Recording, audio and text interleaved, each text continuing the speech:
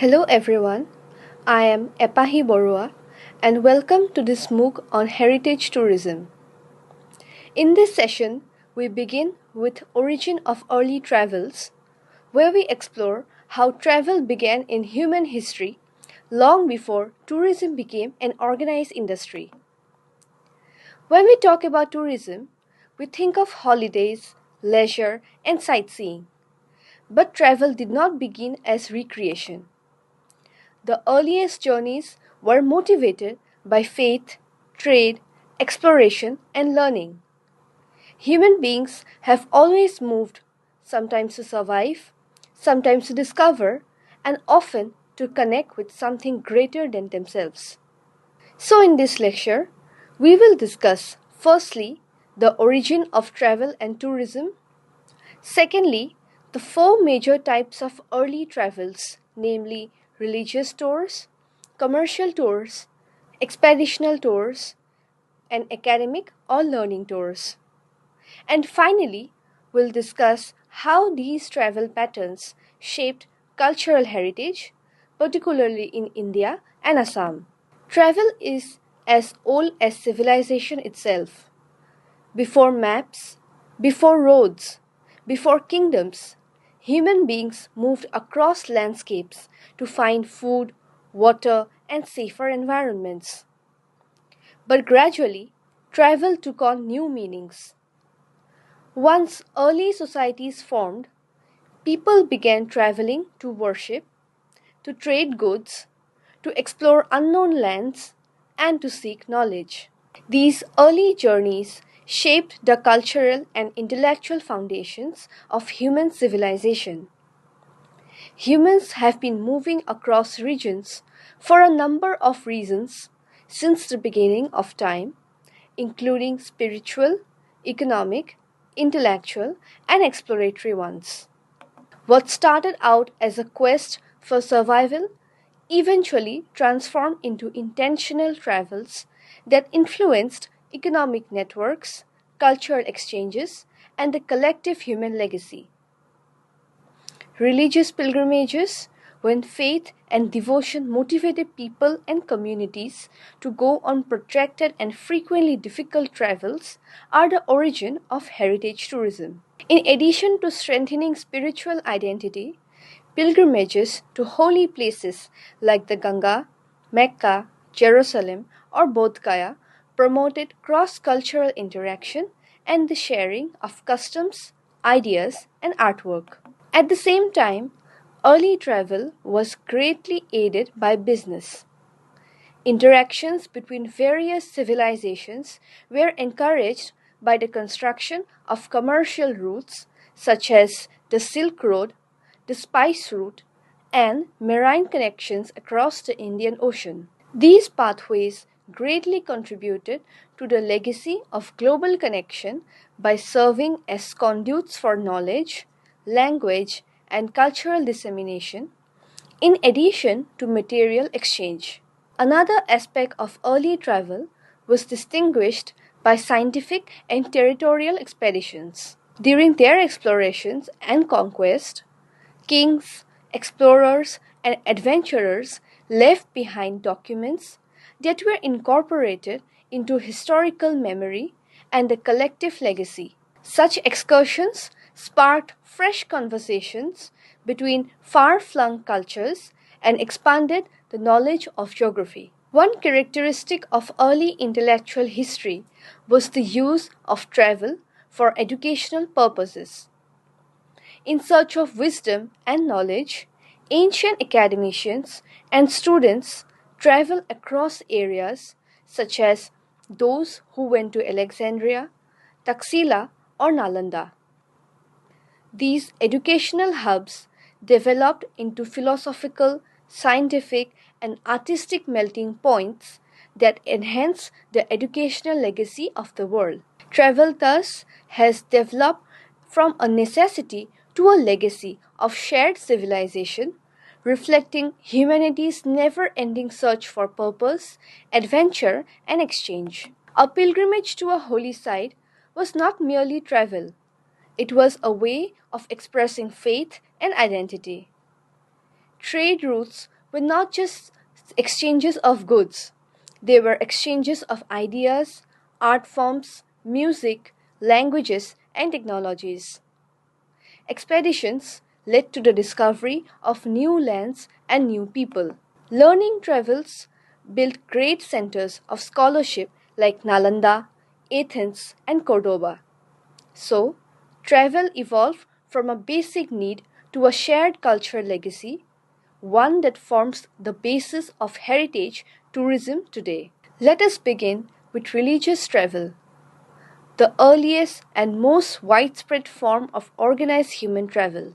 Across the ancient world, people believed that visiting sacred places allowed them to purify the souls, gain blessings, seek healing, or find spiritual liberation. The earliest manifestations of human faith and spirituality are the source of religious excursions, often known as pilgrimages. Religious travel represented the pursuit of salvation, cleansing, and a closer relationship with God across ancient cultures. Among the first organized kinds of travel in the world were holy travels. To obtain blessings and healing, people traveled to ancient Egyptian temples and shrines honoring deities like Amun-Ra and Isis. Believing that divine instructions dictated their fate, the Greeks and Romans made pilgrimages to oracles such as Delphi and Dodona. In a similar vein, Mecca became the most sacred place for Muslims, the Hajj, one of the five pillars of Islam, while Jerusalem became a hub for Jews, Christians, and eventually Muslims in the Middle East. Buddhism, Taoism, and Shinto beliefs were incorporated into East Asian cultural travel traditions through the practice of visiting sacred mountains and monasteries in China, Japan, and Tibet. Religious travel in India has a long and rich history that is intricately linked to the spiritual philosophy and geography of the subcontinent. Early types of pilgrimages were inspired by the Vedic period's emphasis on the sacredness of rivers, mountains, and woods. Sacred sites such as Varanasi, Prayagraj, Puri, Rameshwaram, and Kanchipuram became tirthas or places where the divine and the mortal meet spiritually over time. This custom was subsequently extended by Buddhism and Jainism. Jains visited holy highlands like Shatrunjaya and Girnar, while Buddhist pilgrims traveled to Lumbini, Bodh Gaya, Sarnath, and Kusinagar. In addition to strengthening faith, these pilgrimages promoted inter-regional social cohesion and cultural interchange. Assam's syncretic cultural framework led to a unique evolution in religious trips. Devotees from all across the Brahmaputra Valley flocked to the hotras and namghars, which were founded by the saint Srimanta Shankardeva in the 15th century and were important Vaishnavite pilgrimage sites. Ancient shrines that symbolized the cohabitation of Hindu, Buddhist, and Muslim traditions, such as Kamakhya, Hayagriva Madhava, and Hajo, further enhanced the religious landscape. Therefore, Assamese religious travel reflects both the spiritual diversity of India and the universal human yearning to travel in the direction of the sublime. Religious travel connected communities and encouraged cultural exchange across vast distances. These were not just religious journeys, they also enabled cultural unity among diverse regions of India. The second major form of early travel was commercial travel, that is, journeys motivated by trade and economic exchange. As soon as humans learned to produce surplus, trade routes emerged. Commercial tours have a long history dating back to the early days of trade and interaction amongst prehistoric societies. One of the first drivers of organized travel in a global setting was trade. trade routes developed to link far flung areas as soon as people started producing excess products. In order to exchange goods like silk, spices, gold, and incense, ancient Mesopotamians, Egyptians, Phoenicians, and Chinese traders traveled over enormous deserts, rivers, and seas. Both the spice route, which connected Southeast Asia to Arabia and Europe, and the Silk Road, which connected China to the Mediterranean, served as conduits for the spread of culture and technology in addition to being commercial routes. In addition to bringing things together, early travelers such as merchants and caravans also carried ideas, artistic traditions, and languages. Maritime trade, especially through the Red Sea, the Indian Ocean, and the Mediterranean, gave rise to port cities that became centers of cosmopolitan interaction. Due to the subcontinent's strategic location at the intersection of important trade routes, commercial travel flourished in India.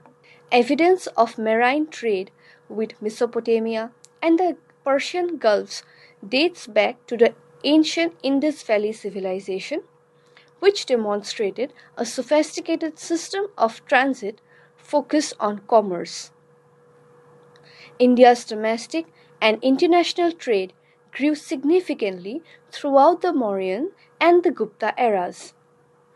To trade textiles, spices, gems, and handicrafts, traders traversed the Gangetic Plains, mountain ranges, and oceans. The Indian Ocean Commerce Network linked Sri Lanka, Arabia, and East Africa with Indian ports such as Tamralipta, Muziris, and Bharuch. Although these expeditions were frequently lengthy and dangerous, they promoted contacts with Greeks, Romans, and Southeast Asians, and also influenced India's development. Commercial tours were not limited to merchants alone, they also involved guilds, emissaries, and travelers seeking new markets and alliances. Through overland and riverine routes connecting the Brahmaputra Valley with Tibet, Myanmar, and Bengal, commercial travel flourished in the northeast region. The abundance of natural resources in Assam, including oil, silk, and forest products, drew traders from nearby areas. Through barter systems and recurring markets, trading in salt, betel nuts, and lac is mentioned in both ancient documents and local customs. While river routes on the Brahmaputra functioned as commercial arteries, the kingdoms of Ahom and Kosari maintained structured trading links. The area was a thriving center of economic and cultural interchange because of its advantageous location as a gateway connecting South and Southeast Asia. Commercial tours were therefore not only profitable endeavors in Assam and the Northeast, but also essential components in the area's past interactions with the outside world. Commerce did not just connect markets, it connected cultures. Trade brought prosperity, diversity, and cultural blending. Thus, commerce shaped Assam as a gateway between South Asia and Southeast Asia. The third form of early travel was expeditional, that is, journeys of exploration, conquest, science, and curiosity. Humankind's natural need to discover new things and push the limits of power, knowledge, and faith is where expeditional journeys got their start. Early expeditions were frequently launched for scientific research, exploration, or conquest in a global setting. In order to map new areas and create maritime routes, ancient societies such as the Greeks and Egyptians conducted exploratory expeditions.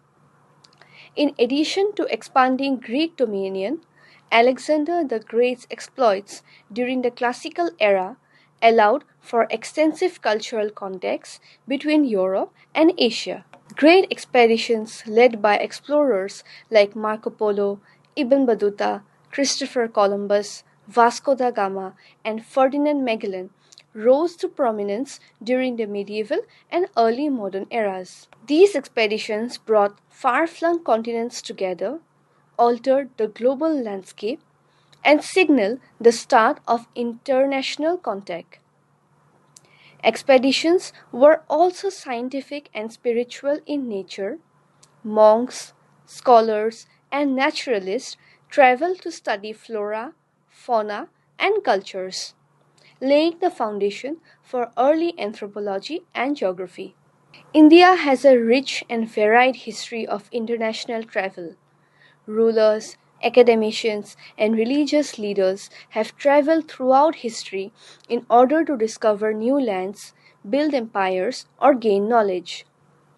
It is thought that Ashoka, the Mauryan monarch, dispatched ambassadors to propagate Buddhist teachings throughout Asia.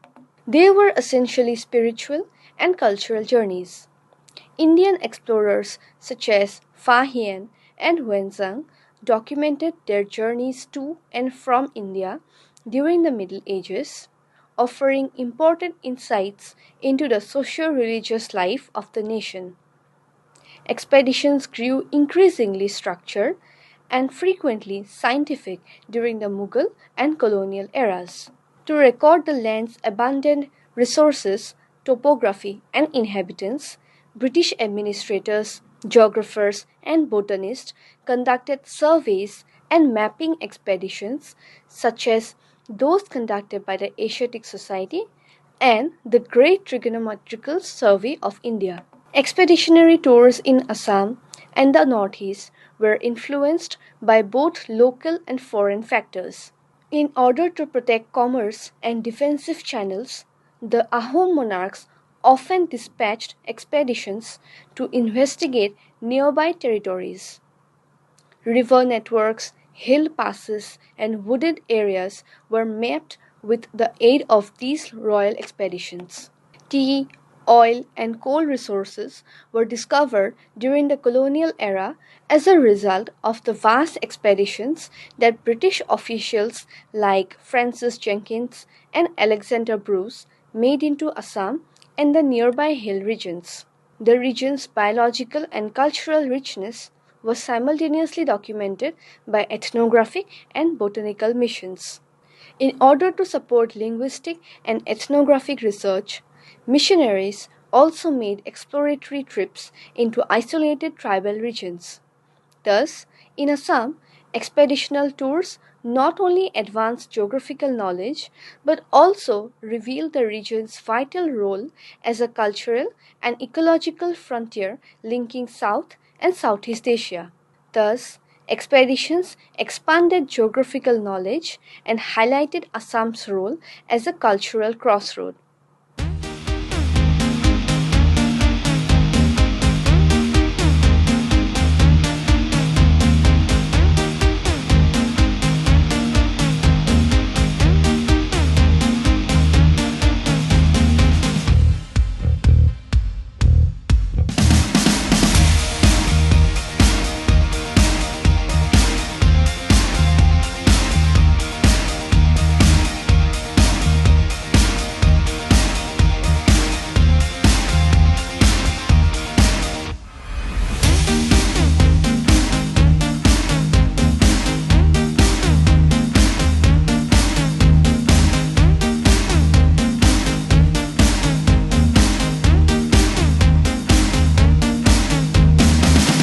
The fourth type of early travel was academic travel, that is, undertaken for the pursuit of knowledge. Humanity's age old quest for wisdom and knowledge is the origin of the academic or learning tours.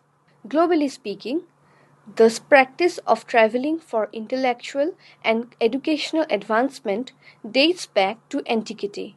In Egypt, Alexandria developed as a center of learning where academicians from all over the Mediterranean region came to study science, mathematics, and literature, While in Greece, students travel to Athens to study philosophy under luminaries like Plato and Aristotle. Travel for official service and scholarship was promoted in China by the Confucian academies and then the imperial examination system. Analogously, throughout the Islamic world, experts from far off places were drawn to the madrasas of Baghdad, Damascus, and Cordoba, encouraging cross cultural scholarly engagement. The medieval European tradition of the Peregrination Academia, where scholars travel to famous universities such as Bologna, Paris, and Oxford, symbolized the growing spirit of intellectual mobility that underpinned the global development of education. Since the Vedic era, when students known as brahmacharis traveled to gurukuls and ashrams to study philosophy, grammar, and sacred scriptures under renowned masters, learning tours have existed in India. Scholars from Central Asia, China, and Southeast Asia were drawn to the worldwide colleges established by ancient centers like Takshashila, Nalanda, and Vikramshila. These establishments represented the concept of knowledge without boundaries, where various educational traditions coexisted together. In order to teach, discuss, and share intellectual ideas, Buddhist monks, Jain scholars, and Sufi saints traveled across different countries during the Middle Ages. Academic travel was revived during the colonial era by the advent of Western education and contemporary universities like Calcutta, Bombay, and Madras, as administrators and scholars relocated for service, research, and study. Learning tours developed in the Northeast within the context of both contemporary and traditional knowledge systems. Disciples traveled to Hotras and Namghars, established by Srimanto Hankordev and his adherents to study Bhakti philosophy, music, theatre, and scriptures. These establishments functioned as hubs of moral, theological, and artistic education. Educational excursions took on a new significance with the arrival of British administration. Students started to go to Calcutta, Dibrugarh, and Shillong for training and further studies. This practice is still carried out today by academic visits to various Assamese universities and museums and research facilities like those of Dibrugarh University, Guwahati University, and the Institute of Thai Studies and Research. Assam's continuous contribution to the larger history of study and discovery is reflected in these journeys, which promoted intellectual development, cultural awareness, and a sense of academic heritage. Knowledge movement built global international networks. Academic travel created shared intellectual heritage. Summarizing the lecture, we can recapitulate that the history of human travel is deeply intertwined with the growth of civilization itself. From the earliest phases of social organization, human beings have engaged in various forms of movement motivated by diverse needs, that is, spiritual, economic, intellectual, and exploratory. What began as journeys for survival gradually developed into structured and meaningful forms of travel that contributed to cultural continuity and heritage formation. This unit traces the origins of early travel through four major forms: religious tours, commercial tours, expeditional tours, and academic or learning tours, and further examines how these travel patterns shaped societies at the global level as well as local levels. Travel, in its earliest conceptualization, functioned as a means of connecting the human and the divine. These journeys were undertaken to sacred sites believed to possess divine presence, healing powers, or spiritual merit. In ancient Egypt, individuals traveled to temples, complexes dedicated to gods such as Amun-Ra and Isis. In Greece, the Oracle of Delphi attracted pilgrims seeking prophetic guidance. Jerusalem too grew into a sacred city for Jews, Christians, and later Muslims, while Mecca became central to Islamic faith and identity through the practice of Hajj. Across East Asia, the practice of journeying to sacred mountains and monasteries strengthened connections between Buddhism, Taoism, and Shintoism. We discussed that in India, religious travel has an exceptionally strong foundation rooted in the sacred geography of the subcontinent. Rivers, forests, and landscapes were regarded as spiritually potent spaces where human and divine realms intersected. Pilgrimage sites such as Varanasi, Prayagraj, Puri, and Rameshwaram developed into major cultural nodes. Buddhist pilgrims traveled to Lumbini, Bodh Gaya, Sarnath, and Kushinagar, sites associated with the life of Buddha. Jain pilgrims made their way to the hills like Shatrunjaya and Girnar in search of spiritual merit. These practices foster both religious identity and cultural cohesion. We also discuss that in Assam, religious travel evolved in distinctive ways shaped by the region's syncretic heritage. Thus, religious travel in Assam reflects a unique blending of diverse belief systems, reinforcing collective identity while preserving spiritual tradition. Commercial tours are a significant form of early travel emerged from economic and material necessity. Trade networks connected far-flung regions, facilitating not only the exchange of goods but also cultural and intellectual interaction. Merchants, travelers, caravans, and sailors functioned as early carriers of ideas, technologies, languages, art forms, and religious beliefs. India's position at the center of ancient maritime and overland trade routes enabled extensive commercial travel. Beyond religion and commerce, humans traveled to explore unknown lands, to conquer territories, or to conduct scientific observation. These expeditional tours were motivated by curiosity, ambition, and intellectual inquiry.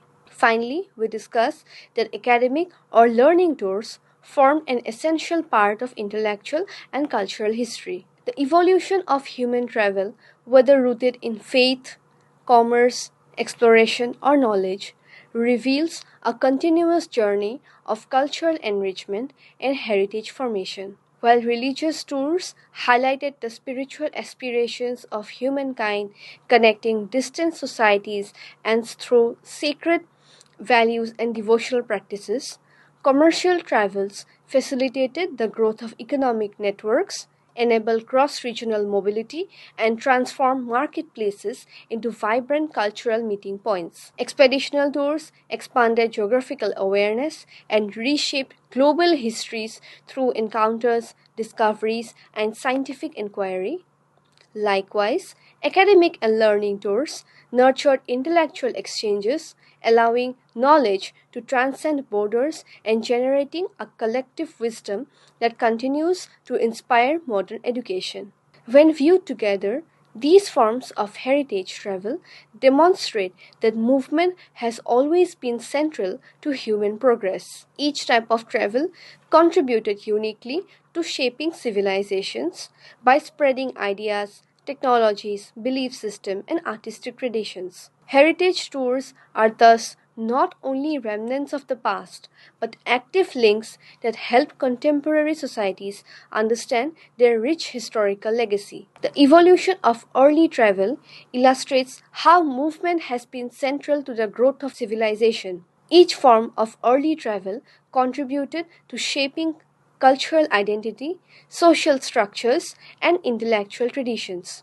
Together, These travel practices form the foundation of heritage tourism. In India and particularly in Assam, this legacy continues to shape cultural expression, community identity, and social networks.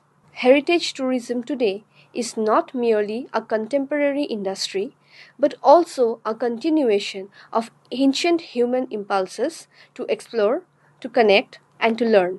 With this broad overview of the historical evolution of heritage travel, from spiritual pilgrimages and commercial exchanges to exploratory and educational journeys, we conclude today's session. In our next recording, we will continue to explore how these early travel traditions influence modern tourism practices and cultural preservation efforts, especially with the context of Assam and Northeast. We'll examine how these early travel traditions evolved into organized tourism in a modern and post-industrial world, and how heritage tourism continue to shape tourism today. Thank you for joining this learning journey, and we look forward to meeting you again in the upcoming session.